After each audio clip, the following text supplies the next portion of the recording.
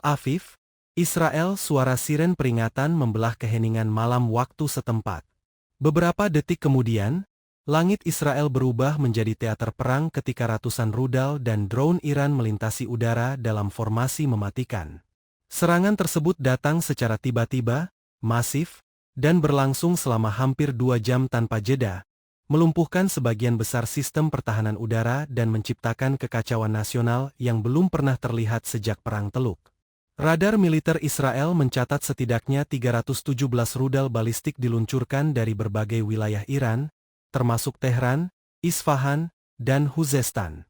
Drone kamikaze sebanyak lebih dari 80 unit mengikuti di belakang dengan target menyasar fasilitas radar, situs militer rahasia, serta beberapa kompleks pemukiman di perbatasan utara. Iron Dome, sistem pertahanan kebanggaan Israel, hanya mampu menangkal sekitar 54% dari total proyektil. Beberapa rudal berhasil menembus dan menghantam fasilitas penting, termasuk satu depot amunisi di Negev dan jaringan listrik utama di Ashdod. Sumber dari IDF, Israel Defense Forces, menyatakan bahwa serangan ini merupakan skenario terburuk yang selama ini hanya diasumsikan dalam latihan taktis. Namun, kenyataan di lapangan memperlihatkan betapa cepat pertahanan Israel dapat kewalahan. Beberapa personel militer bahkan kehilangan kontak satu sama lain karena sistem komunikasi lumpuh akibat serangan siber yang dilakukan bersamaan. Sejumlah tentara dilaporkan menggunakan HT mainan anak-anak, hanya untuk memastikan mereka tidak bicara sendiri dalam kegelapan. Kantor Perdana Menteri yang terletak di Yerusalem mengalami gangguan operasional total. Pasokan listrik terputus, jaringan komunikasi lumpuh, dan pusat kendali darurat sempat tidak bisa diakses selama 27 menit. Selama periode ini tidak ada pernyataan resmi dari pemerintah pusat.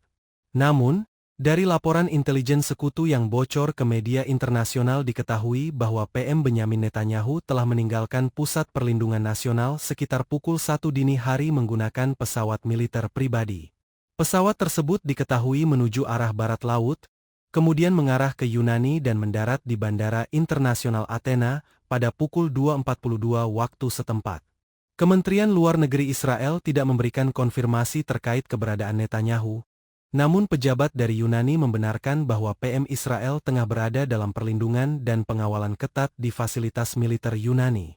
Netanyahu disebut mendarat hanya dengan membawa 2 tas, 1 map plastik, dan wajah yang lebih pucat dari langit Israel malam itu. Sementara itu di Israel, kekacauan terus berlanjut. Rumah sakit kewalahan menerima korban ledakan. Pusat perbelanjaan, sekolah, dan sinagoga ditutup total. Beberapa pemukiman sipil di bagian selatan dilaporkan hancur sebagian, sementara penduduk harus mengungsi ke wilayah yang lebih aman dengan logistik terbatas. Laporan dari Askelon menyebut seorang warga tua yang tetap membawa remote TV selama evakuasi karena mengira dia hanya pindah saluran, bukan pindah kota. Situasi ini memicu kekhawatiran nasional terhadap keberlangsungan kepemimpinan, ketika warga menunggu pidato penang, atau langkah strategis, yang mereka dapatkan justru ketiadaan pemimpin di dalam negeri. Wakil Perdana Menteri Yair Lapid tidak muncul di media, sementara juru bicara pemerintah hanya mengeluarkan pernyataan singkat bahwa situasi sedang ditangani dengan koordinasi penuh. Tidak dijelaskan siapa yang menangani dan di mana koordinasi itu terjadi. Tekanan datang dari berbagai pihak, termasuk partai oposisi yang mempertanyakan tindakan Netanyahu. Anggota parlemen dari Partai Buruh, Amram Livai, menyebut langkah Netanyahu sebagai kabur, bukan strategi. Ini bukan manuver militer. Ini manuver survival pribadi, katanya. Kalau begitu semua anggota parlemen juga mau ke Athena. Di media sosial, tagar Yagowereisp dan Inanorun menjadi trending di platform X. Warga mengunggah meme yang menampilkan Netanyahu dengan sayap Hermes, tas koper, dan sepatu lari. Beberapa bahkan membandingkannya dengan karakter kartun Scooby-Doo yang kabur sebelum misterinya selesai dipecahkan. Belum ada tanggapan dari Iran. Namun, pengamat menilai serangan ini adalah respons terhadap sejumlah sabotase dan pembunuhan ilmuwan nuklir Iran dalam beberapa bulan terakhir yang diduga kuat dilakukan oleh Mossad. Serangan balik ini, selain menunjukkan kapabilitas militer Iran, juga membuka celah besar dalam keamanan Israel, baik dari sisi teknologi, moralitas, maupun kepemimpinan. Di dalam negeri, suasana menjadi semakin tegang.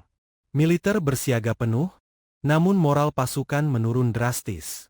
Beberapa pos jaga dilaporkan kosong, bukan karena gugur, tapi karena personel mengungsi bersama warga sipil. Kami dilatih untuk berperang, tapi tidak diajarkan cara menghadapi ratusan rudal sekaligus. Ini bukan pelatihan, ini tontonan akhir zaman, ujar salah satu prajurit. Krisis ini bukan hanya mencoreng wajah militer Israel, tapi juga memperlihatkan kekosongan komando di saat paling krusial. Dengan Perdana Menteri berada di luar negeri, pemerintahan lumpuh, dan masyarakat yang panik, pertanyaan besar mulai menggema di seluruh penjuru negeri. Siapa yang bertanggung jawab? Dan lebih penting lagi, jika pemimpin tertinggi memilih kabur terlebih dahulu, kepada siapa rakyat harus berpegangan ketika bom berikutnya jatuh? Sehari setelah serangan besar-besaran dari Iran menghujani wilayah Israel, negara itu masih terperangkap dalam situasi tanpa arah. Belum ada kepastian mengenai posisi dan kondisi resmi Perdana Menteri Benyamin Netanyahu yang dikabarkan melarikan diri ke Yunani. Sementara itu, rakyat, militer, dan parlemen bergulat dalam kekosongan kekuasaan yang belum pernah terjadi sebelumnya di era modern Israel. Kementerian Pertahanan menggelar jumpa pers terbatas pada pagi hari, hanya menyatakan bahwa Israel berada dalam kondisi siaga penuh dan bahwa koordinasi lintas institusi sedang berlangsung. Namun, tidak satupun pejabat tinggi hadir secara fisik dalam konferensi tersebut. Siaran dilakukan lewat rekaman yang tidak menampilkan waktu dan lokasi. Banyak warga Israel menyebut video itu seperti rekaman sandera. Hanya saja, kali ini sandera sebenarnya adalah seluruh negara. Di gedung Knesset, Parlemen Israel nyaris lumpuh.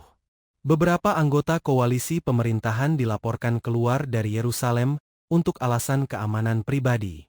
Hingga sore hari, belum ada pengganti resmi untuk memimpin negara dalam situasi darurat.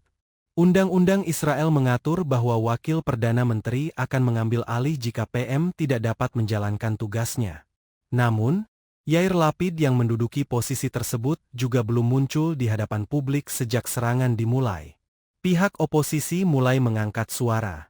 Pemimpin Partai Biru Putih, Benny Gantz, dalam konferensi pers mendesak pembentukan Dewan Keamanan Sementara yang terdiri dari tokoh militer dan sipil senior untuk mengambil alih kendali. Negara ini tidak bisa berjalan tanpa nahoda di tengah badai, ujarnya. Kalau perlu, kami akan ambil alih karena negara tidak boleh dikemudikan oleh hantu. Salah satu wartawan membalas lirih, atau oleh pelari maraton ke Athena. Kondisi di jalanan mencerminkan keresahan yang mendalam. Di Tel Aviv, barisan warga mengantre di toko kebutuhan pokok membeli air minum, makanan kaleng, dan baterai. Sebagian besar supermarket kehabisan stok masker gas dan perlengkapan darurat. Di beberapa wilayah, terjadi kepanikan kecil ketika terdengar suara ledakan dari arah barat daya yang kemudian dikonfirmasi sebagai ledakan trafo listrik akibat beban berlebih di kota Haifa. Kelompok sipil membentuk satuan pengamanan berbasis warga, menutup jalan-jalan utama dengan barikade seadanya dan mengatur giliran jaga. Di tengah semua itu, banyak yang masih bertanya-tanya siapa yang bertanggung jawab atas koordinasi pertahanan sipil. Seorang relawan mengatakan, "Kami tidak tahu siapa yang mengatur. Kami hanya tahu siapa yang kabur." Tekanan juga datang dari komunitas internasional. Amerika Serikat menyatakan keprihatinan mendalam atas situasi di Israel, dan menyatakan bahwa komunikasi mereka dengan pejabat senior Israel sangat terbatas. Sumber dari Pentagon bahkan menyebut ada keheningan radio yang mencurigakan dari pihak Netanyahu, membuat para pemimpin Barat khawatir tentang arah kebijakan selanjutnya. Uni Eropa menyatakan siap memberikan bantuan darurat, namun mempertanyakan struktur pengambil keputusan yang bisa mereka ajak bicara. Iran sendiri belum mengeluarkan pernyataan resmi pasca serangan. Namun, sejumlah media lokal di sana merayakan pembalasan yang sukses dan menyebut bahwa musuh kini tahu cara rasanya menjadi sasaran.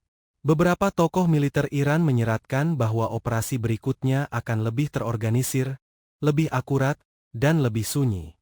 Salah satu jenderal Iran berkata, jika yang kemarin membuat mereka kabur ke Yunani, yang berikutnya mungkin buat mereka berenang ke Siprus. Di tengah kegaduhan politik dan serangan yang belum sepenuhnya reda, beredar rekaman bocoran dari dalam ruang krisis Kementerian Pertahanan yang menunjukkan para pejabat saling menyalahkan dan mempertanyakan siapa yang bisa mengambil alih wewenang dalam waktu dekat. Rekaman itu memperlihatkan seorang perwira senior berteriak, "Kalau PM hilang, siapa yang punya kode nuklir?" Dan dijawab dengan, "Sekarang mungkin Yunani." Rakyat Israel mulai kehilangan kesabaran. Demonstrasi kecil pecah di beberapa titik, terutama di luar gedung parlemen di Yerusalem dan kedutaan besar Israel di Athena. Di sana, sejumlah warga Israel yang tinggal di luar negeri mengecam kaburnya Netanyahu. Salah satu demonstran membentangkan spanduk bertuliskan, "Kalau kamu lari, jangan bawa mandat rakyat." Kekosongan komando ini memicu kecemasan baru. Beberapa analis memperkirakan akan terjadi pergeseran cepat dalam dinamika politik Israel, baik melalui tekanan internal dari oposisi maupun desakan internasional. Dalam situasi seperti ini, pertahanan nasional, keamanan perbatasan, bahkan arah diplomasi bisa berubah dalam hitungan jam, tergantung siapa yang memegang kendali. Namun sampai berita ini ditulis, satu fakta tetap tak terbantahkan. Negara dalam keadaan siaga tinggi, rakyat menunggu kepemimpinan, dan pemimpinnya berada ribuan kilometer jauhnya. Bahkan chatbot layanan pemerintah Israel yang biasanya menjawab, "Kami akan segera menanggapi pertanyaan Anda," kini hanya membalas dengan, "Silakan hubungi Yunani." Krisis di Israel pasca serangan rudal besar-besaran dari Iran kini telah menjadi perhatian global. Dewan Keamanan Perserikatan Bangsa-Bangsa, DKPBB, menggelar sidang darurat tertutup untuk membahas eskalasi tersebut. Namun, lebih dari sekadar konflik militer, pertanyaan utama dunia saat ini adalah, siapa yang memimpin Israel? Sejak konfirmasi keberadaan Perdana Menteri Benyamin Netanyahu di Yunani, tidak ada sinyal resmi bahwa ia masih aktif menjalankan roda pemerintahan. Sementara itu, Wakil Perdana Menteri Yair Lapid dikabarkan tengah berada di lokasi tidak diketahui, dan parlemen belum dapat mengesahkan pengganti sementara akibat tidak terpenuhinya quorum. Situasi ini segera de facto menjadikan Israel sebagai negara demokrasi tanpa pemimpin, atau dalam istilah warganet, Startup tanpa CEO tapi tetap membakar dana investor. Amerika Serikat, sekutu utama Israel, menyatakan kekecewaan mendalam atas komunikasi yang minim dari pihak Tel Aviv. Presiden Ali Salista menghubungi mitra-mitranya di kawasan, termasuk Mesir, Yordania, dan Arab Saudi, guna mencegah perluasan konflik. Namun, sumber diplomatik menyebut bahwa Washington tidak tahu harus bicara dengan siapa di Israel. "Kami tidak bisa koordinasi dengan voicemail," ujar seorang pejabat Departemen Luar Negeri AS. Di tengah kevakuman kekuasaan, Iran belum melakukan serangan lanjutan. Namun, pernyataan samar dari juru bicara Garda Revolusi Iran menyeratkan bahwa serangan kemarin hanyalah fase awal dari pembalasan. Ia menyebut bahwa target sesungguhnya adalah rasa aman semu yang dibangun oleh rezim Zionis. Ketika ditanya apakah serangan lanjutan akan segera diluncurkan, ia menjawab, "Kami tidak perlu menyerang lagi." Mereka sudah menghancurkan diri sendiri dari dalam. Militer Israel, IDF, kini mengambil langkah-langkah taktis tanpa komando sipil yang jelas. Beberapa jenderal senior diketahui telah menggelar rapat darurat internal untuk membentuk komando sementara darurat nasional. Meski tidak diumumkan secara terbuka, pergerakan kendaraan lapis baja ke sekitar wilayah Yerusalem dan kantor pemerintahan memperkuat dugaan bahwa militer tengah mempersiapkan kemungkinan intervensi penuh. Sejumlah analis militer menyebut skenario ini sebagai bentuk kudeta darurat, bukan untuk merebut kekuasaan permanen, melainkan untuk menstabilkan negara sementara sipil lumpuh. Namun, ketakutan tetap menghantui, mengingat sejarah konflik dalam negeri Israel sendiri. Jika angkatan bersenjata mengambil alih, bahkan untuk sementara, maka demokrasi berada di garis kritis, ujar analis keamanan regional dari Harvard Kennedy School. Beberapa warga menyambut baik kemungkinan ini, dengan alasan, Lebih baik tank di jalanan daripada pemimpin yang kabur naik pesawat. Bahkan di Tel Aviv, mural baru bermunculan di tembok jalanan bertuliskan, "Kalau bukan jenderal, siapa? Bibi saja sudah out." Di sisi lain, internal militer sendiri terpecah. Ada fraksi yang menolak mengambil alih kekuasaan politik secara terang-terangan dengan alasan menjaga netralitas militer. Namun, ada juga kelompok komandan yang mendorong agar operasi keamanan tidak lagi menunggu otorisasi sipil, terutama untuk menghadapi potensi gelombang serangan susulan dari Iran, Hizbullah di Lebanon, atau bahkan milisi Hamas di Gaza. Di dalam negeri, sejumlah elit politik mulai membuka komunikasi satu sama lain. Benny Gantz dilaporkan bertemu secara tertutup dengan mantan Kepala Mossad dan Panglima Angkatan Darat.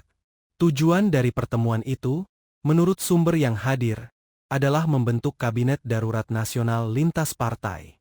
Namun, beberapa pihak menyebut pembicaraan itu tidak menghasilkan keputusan karena semua orang tidak tahu siapa yang legal untuk tanda tangan surat keputusan. Sementara rakyat terus gelisah, laporan dari beberapa kota menyebut meningkatnya pembelian senjata api oleh warga sipil dan kelompok komunitas Yahudi ultraortodoks yang mulai mempersenjatai diri. Toko-toko senjata kehabisan stok dan pasar gelap mulai ramai. Seorang penjual senjata di Beersheba mengaku permintaan melonjak hingga 400%. Bahkan ada yang tanya, bisa nggak beli rudal Iron Dome versi rumahan? Media global menyoroti situasi ini dengan tajuk-tajuk mencolok. CNN menulis, Israel, state without steering. Al Jazeera menyebut, rudal telah pergi tapi kekacauan tetap tinggal. Sementara BBC mempertanyakan posisi Netanyahu dengan judul, Run, Bibi, run. Where is Israel's PM? Dunia kini berada dalam posisi canggung, mendesak stabilitas di Israel, namun enggan memberikan dukungan diplomatik pada pemerintahan yang secara teknis sedang tidak ada. Negara-negara Arab tetangga pun ikut memperketat perbatasan dan meningkatkan kewaspadaan militer, khawatir konflik regional meluas secara tidak sengaja. Di tengah semua itu, satu pertanyaan mengendap di seluruh dunia. Apakah Israel masih negara berdaulat? Atau hanya sekumpulan institusi yang menunggu pemimpin pulang dari liburan tanpa izin? Krisis kepemimpinan Israel kini bergerak menuju titik didih.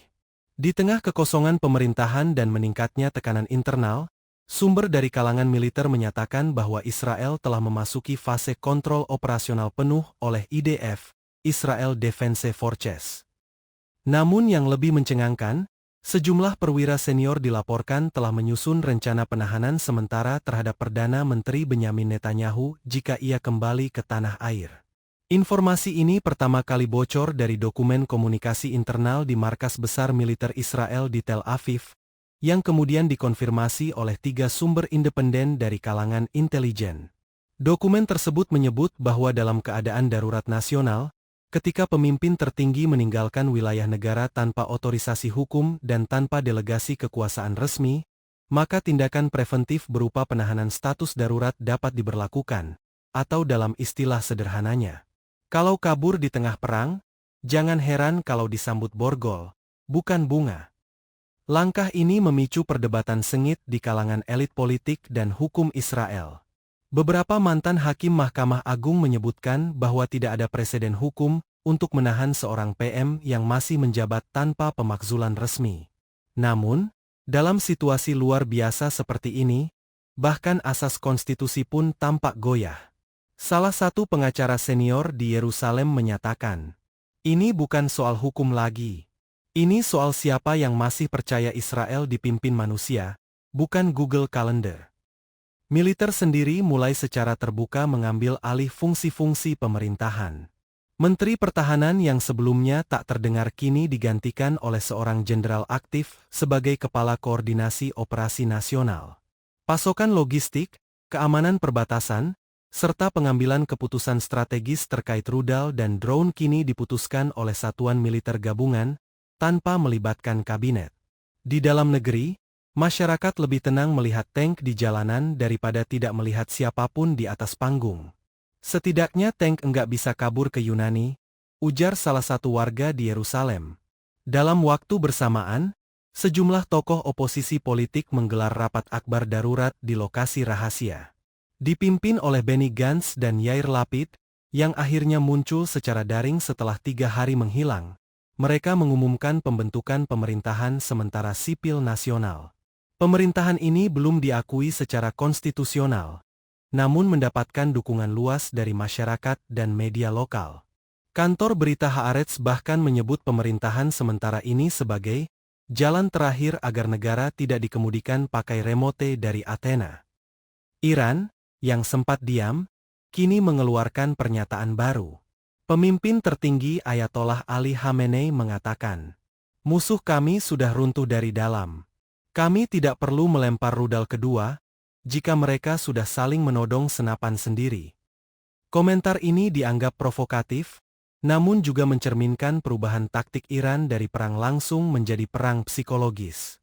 Di komunitas internasional, Israel terpecah antara dukungan moral dan keprihatinan diplomatik. Amerika Serikat menyatakan bahwa mereka hanya akan mengakui pemerintah yang memiliki otoritas dan legitimasi jelas.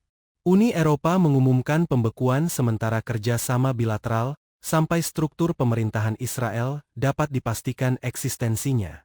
Bahkan Vatikan ikut angkat suara dengan pernyataan, "Kami berdoa untuk perdamaian dan untuk tiket pulang Netanyahu."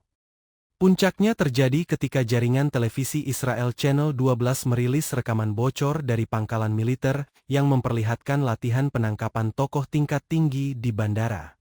Meski tidak disebutkan nama secara langsung, narasi dari pelatihan itu menyebut bahwa subjek akan datang dengan pengawalan minimal, dalam keadaan bingung, dan kemungkinan akan menyangkal semua tuduhan. Jangan beri kesempatan dia buka mulut, karena bisa jadi malah kampanye. Terdengar suara dalam latihan tersebut. Netanyahu sendiri belum memberikan pernyataan resmi. Tim medianya di Athena menghindari semua pertanyaan wartawan, hanya mengeluarkan satu siaran pers singkat. Perdana Menteri sedang mempertimbangkan semua opsi strategis. Namun, media lokal Yunani melaporkan bahwa Netanyahu telah mengajukan permintaan informal untuk perpanjangan izin tinggal, yang ditolak oleh otoritas Yunani. "Kami negara, bukan Airbnb politik," ujar Menteri Dalam Negeri Yunani dalam konferensi pers penuh sindiran. Kini Israel menghadapi dua jalan ekstrim. Mengembalikan kendali ke tangan pemerintah sipil melalui jalur konstitusional, atau membiarkan militer mengambil alih penuh hingga waktu yang tidak ditentukan. Dalam waktu 72 jam ke depan, keputusan besar harus dibuat. Sebab rumor terakhir menyebut bahwa Netanyahu akan kembali ke Israel untuk mengambil kembali mandat rakyatnya, atau mungkin sekadar mengambil laptop dan charger yang tertinggal.